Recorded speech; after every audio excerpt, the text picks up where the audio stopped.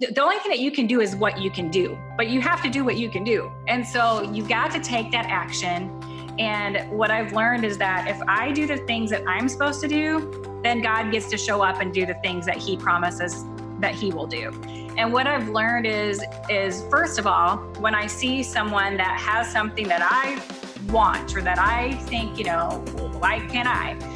The first thing that I do is to pray for that person and for who they are and how they show up in the world. The feeling that if that's something that I desire, that is something that I can have.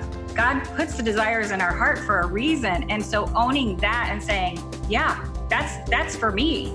That's where I'm going next. That was another thing at the time, was to really reevaluate what the end goal was.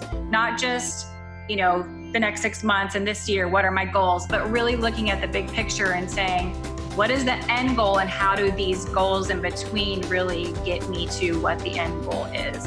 Being aware of our purpose and how we're called to live out that purpose, I think, is really important.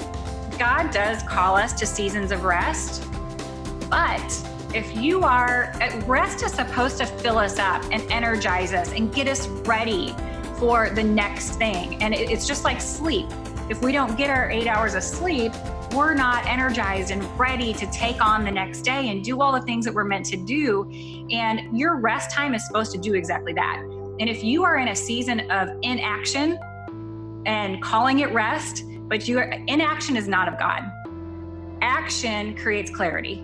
So we are to be in action. I think that's so important to really think about, that we have to make those plans. We have to set those goals. We're called to do that. Action creates clarity.